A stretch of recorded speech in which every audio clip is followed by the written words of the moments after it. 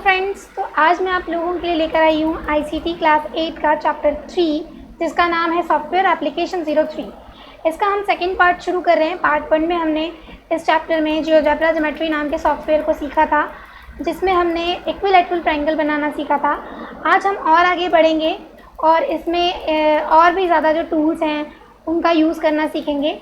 लेकिन उससे पहले अगर आपको मेरी वीडियो पसंद आती है तो प्लीज़ इसे लाइक करिए, शेयर करिए और सब्सक्राइब करिए। चलिए दोस्तों, तो आगे बढ़ते हैं और जानते हैं इसके बारे में, जियोजेब्रा ज्योमेट्री जो ऐप है इसके बारे में कि इसमें और क्या क्या फैसिलिटीज़ हमारे पास है। तो आज जो हम सीखने वाले हैं सॉफ्टवेयर में, आज हम जानेंगे to construct a square using geometrical properties. Geometrical properties का यूज़ करके हम एक परफेक्ट स्क्वायर कंस्ट्रक्ट करेंगे, बनाएंगे।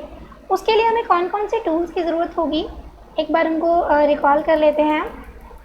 सबसे पहले हमें चाहिए लाइन सेगमेंट टूल, इसके बाद perpendicular tool, then intersect tool, circle with a centre and point. ठीक है, तो हमने ये 5 टूल का यूज़ करके हम एक परफेक्ट स्क्वायर बनाएंगे। चलिए स्टार्ट करते हैं। इससे पहले भी हम circle with a centre use कर चुके हैं, लाइन सेगमेंट भी यूज़ कर चुके हैं। तो आज जो हम नया टूल सीखने वाले हैं वो है परपेंडिकुलर एंड पॉइंट टूल। चलिए हम आगे बढ़ते हैं। तो सबसे पहले हमें क्या करना है, हमें एक लाइन सेगमेंट बनाना है ए बी। तो लाइन सेगमेंट बनाने के लिए फ्रेंड्स आपको एक तो ये ऐप डाउनलोड करनी होगी, जियोजेब्रा ज्योमेट्री। जब आप प्ले स्टोर से इसे डाउनलोड करें मोबाइल में तो प्लीज़ उसको ध्यान रखिए कि आप ये वाले आइकन की ही डाउनलोड करें, ताकि आपके और सारे ऑप्शन सेम तरीके से दिखाई देंगे। ये काफ़ी ज़्यादा फैमिलियर है इस सॉफ्टवेयर से, जो जियोजेब्रा सॉफ्टवेयर अवेलेबल है हमारे डेस्कटॉप। ओके, इस ऐप को डाउनलोड कर लीजिए।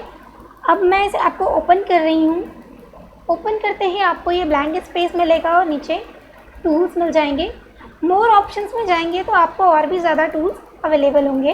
देखिए यहाँ पर मोर ऑप्शंस यहाँ पर दिखाई दे रही है। जैसे आप इस पर टच करेंगे तो इसकी और भी ज़्यादा ऑप्शंस हमारे पास अवेलेबल हो जाएंगे। तो सबसे पहले हमें लाइन सेगमेंट टूल लेना है और एक लाइन खींचनी है। उसके लिए आपको क्या करना है, सेगमेंट टूल पर टच करना है। सेगमेंट टूल पर टच कर दीजिए। उसके बाद आपको स्क्रीन पर एक जगह टच करना है, फिर इसी के सामने दूसरी जगह पर। तो इस तरह से देखिए एक लाइन सेगमेंट हमने ड्रॉ कर लिया है ए बी। अब आप देख रहे होंगे थोड़ा सा तिरछा ड्रॉ हो गया है, कोई बात नहीं, हम इसे स्ट्रेट कर सकते हैं। आप यहाँ देख रहे होंगे ये जो टूल है ये है मूव टूल। ठीक है, मूव टूल पर टच करिए और उसके बाद किसी भी पॉइंट को टच करके आप इसे मूव कर सकते हैं। ठीक है, ये मैंने स्ट्रेट कर दिया इसको। ओके, तो चलिए अब आगे बढ़ते हैं। लाइन सेगमेंट टूल से लाइन खींचने के बाद अब हमें सेकंड जो टूल था हमारा परपेंडिकुलर लाइन। अब हम परपेंडिकुलर टूल का यूज़ करेंगे परपेंडिकुलर लाइन ड्रॉ करने के लिए ए और बी पर। उसके लिए क्या करना होगा, पहले हमें लाइन पर टच करना है, फिर ए पॉइंट पर टच करना है, देन अगेन लाइन पर टच करना है और फिर बी पॉइंट पर टच करना है। तो इससे ए और बी पर परपेंडिकुलर लाइन कुछ इस तरीके से ड्रॉ हो जाएंगे। चलिए तो हम इसको प्रैक्टिकल को करके देखते हैं। अब हमें लेना है परपेंडिकुलर टूल। ठीक है, परपेंडिकुलर लाइन कंस्ट्रक्ट में आपको ये ऑप्शन नज़र आ रही होगी।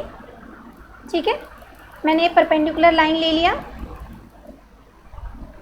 अब मैं लाइन पर टच करूँगी और फिर ए पॉइंट पर टच करूँगी। ए पे टच करते ही ये लाइन ड्रॉ हो गई। अगेन मैंने लाइन पर टच किया और पी पर टच किया, फिर एक और परपेंडिकुलर लाइन ड्रॉ हो गई। ठीक है, चलिए अब हम आगे बढ़ते हैं। परपेंडिकुलर लाइन ड्रॉ करने के बाद हमें circle with centre tool use करना है। उससे हमें ए बी को रेडियस मानकर सर्कल ड्रॉ करना है। पहले हम ए को केंद्र बिंदु मानेंगे यानी सेंटर पॉइंट मानेंगे और ए बी रेडियस होगा, लेकिन ए सेंटर पॉइंट होगा यानी केंद्र बिंदु। फिर उसके बाद हम बी को केंद्र बिंदु मानकर ए बी को ही रेडियस रख के दूसरा सर्कल ड्रॉ करेंगे। चलिए देखते हैं हमें ये चीज़ कैसे कर सकते हैं हम। सबसे पहले आपको लेना है circle with centre tool. Okay, हमने ले लिया सर्कल विद सेंटर। मैंने ए पर टच किया, फिर उसके बाद बी पर टच किया, तो एक सर्कल ड्रॉ हो गया। फिर अब मैं बी पर टच करूँगी पहले, फिर उसके बाद ए पर टच करूँगी। इस तरह से हमारे ये दोनों सर्कल ड्रॉ हो गए। अब आप देख रहे होंगे कि मोबाइल की स्क्रीन पर ये बड़ा छोटा सा दिख रहा है, तो हम पहले क्या करेंगे, हम मूव टूल को ये ले लेंगे, उसके बाद हम स्क्रीन को छोटा बड़ा करके एडजस्ट कर सकते हैं। जूम या जूम आउट मूव टूल की हेल्प से हम कर सकते हैं। तो अब आपको प्रॉपर इमेज दिखाई दे रही है। तो इस तरह से हमने दो सर्कल ड्रॉ करे, ए बी को ही रेडियस मानकर। ठीक है, पहले सेंटर पॉइंट हमने ए लिया, आफ्टर दैट हमने सेंटर पॉइंट बी ले लिया।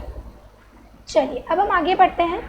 अब हम इंटरसेक्शन पॉइंट टूल लेंगे, उससे जहाँ जहाँ पर हमारी लाइंस परपेंडिकुलर लाइन सर्कल को इंटरसेक्ट कर रही हैं, वहाँ पर हम क्या करेंगे, इंटरसेक्ट पॉइंट को मार्क करेंगे।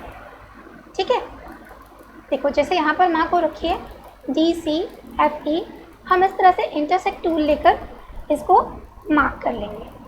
चलिए अब इसका प्रैक्टिकल हम करके देखते हैं। अब हमें सबसे पहले इंटरसेक्ट टूल लेना है, तो उसको सर्च करते हैं हम। मोर ऑप्शंस में चले जाइए।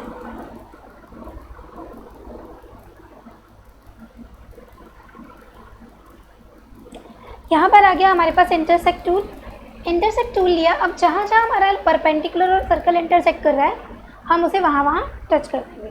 सी पर टच किया हमने, देन हमने डी पर टच किया। ठीक है, हम चाहें तो ई और एफ भी बना सकते हैं, जैसे इसमें हमने बनाया हुआ है, बट हमें स्क्वायर बनाना है तो उसके लिए हमारे लिए सी और डी ही इनफ है, उसकी ज़रूरत नहीं पड़ेगी। ठीक है, चलिए आगे बढ़ते हैं।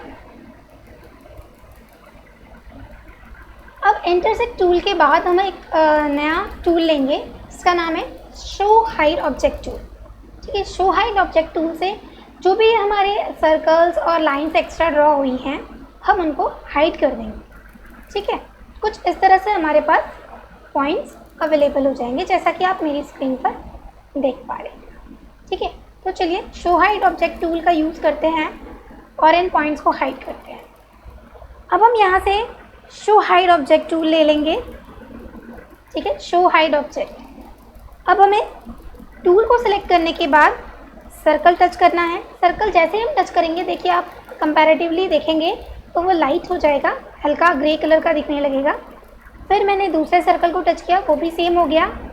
फिर परपेंडिकुलर लाइन को टच किया और फिर दूसरी परपेंडिकुलर लाइन को टच किया, तो ये सारे हाइड हो जाएंगे। सब टच करने के बाद हम वापस जो हमारा मूव टूल है, ये जो साइड में हमारा एरो दिख रहा है ये वाला, हम इसको टच कर देंगे। जैसे हम इसे टच करेंगे वो सारी चीज़ें हाइड हो जाएंगी। ठीक है,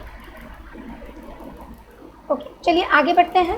इसके बाद हमें क्या करना है, इसके बाद हमें लाइन सेगमेंट टूल लेना है और A B C D E F हमें पूरा ड्रॉ कर लेना है। चलिए अब हम इसको ड्रॉ करते हैं। मैंने ये लाइन सेगमेंट टूल लिया। ठीक है, पहले मैंने सी पर टच किया, फिर ए, सी ए ड्रॉ हो गया।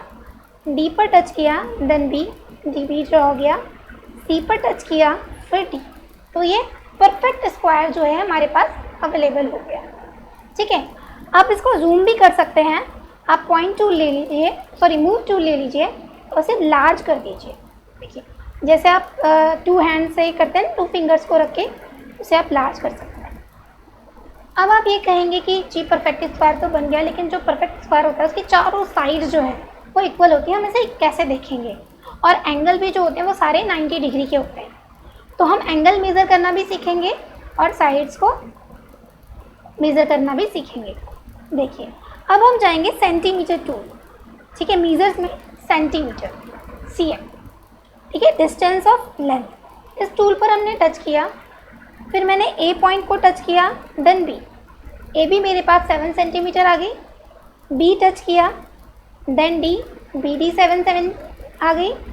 डी टच किया, देन सी, डी सी भी 7 आ गई। ए टच किया, देन सी, ए सी भी 7 आ गई। तो इस तरह से हमारी जो चारों साइड्स हैं वो 7 सेंटीमीटर है और चारों ही इक्वल है। अब हम एंगल को मेज़र करते हैं। एंगल मेज़र करने के लिए हमें एंगल टूल लेना है। ध्यान रखिए, एंगल विद गिवन साइज नहीं, अभी हम एंगल टूल लेंगे। हमने एंगल टूल को टच किया, जो भी एंगल हम मेज़र करेंगे उसे हम सेंटर में रखेंगे। सपोज दैट जैसे मुझे ए को मेज़र करना है, ठीक है, ए एंगल को नापना है तो मैं कैसे लिखूँगी उसे, ज्योमेट्रिकल शेप से हम कैसे लिखते हैं, CAB, ठीक है, कुछ इस तरीके से लिखेंगे। अगर मुझे एंगल ए लिखना है तो मैं लिखूँगी CAB और यहाँ एंगल का साइन बनता है, तब उसका मतलब जो है जो ए है वो हमारा 90 डिग्री का आ जाएगा, ठीक है। तो इसी तरीके से हमें पॉइंट्स को टच करना है। सबसे पहले मैं टच करूँगी C, फिर A, फिर B। जैसे ही टच करूँगी तुरंत मेरा ए एंगल 90 डिग्री का आ जाएगा। अब इसी तरीके से मुझे B को टच करना है तो मैं क्या लिख सकती हूँ, ABD, ठीक है। अब इसी सीक्वेंस में टच करेंगे AB देन D। अब मेरे पास B 90 डिग्री का। अब मुझे D चाहिए तो एंगल BDC, D को मैंने सेंटर में रखा, BDC, मेरे पास D 90 आ गया। अब मुझे C चाहिए तो मैं इसको लिखूँगी DCA, ठीक है, DCA। अब मेरे पास C भी 90 डिग्री का आ गया। तो आपने देखा आप इस तरीके से एंगल्स को भी मेज़र कर सकते हैं और साइड्स को भी मेज़र कर सकते हैं। तो आज हमने कुछ नए टूल सीखे, परपेंडिकुलर लाइन टूल सीखा, इंटरसेक्शन पॉइंट टूल सीखा, पॉइंट टूल भी सीखा और हमने जो है एंगल को मेज़र करना सीखा, साइड्स को मेज़र करना सीखा और एक परफेक्ट स्क्वायर बनाना सीखा। आई होप आपको अच्छे से ये समझ आ गया होगा और इस प्रैक्टिकल को भी आप अपने फ़ोन में कर पाएंगे। तो तब तक के लिए हम फिर मिलेंगे नेक्स्ट वीडियो में एक नए कंस्ट्रक्टिव ज्योमेट्रिकल शेप के साथ। जैसे हमने इक्विलैटरल ट्रायंगल सीखा, आज परफेक्ट स्क्वायर सीखा, नेक्स्ट में हम कुछ और सीखेंगे। तब तक के लिए आप प्रैक्टिस करते रहिए, घर पर सेफ रहिए, बाय बाय।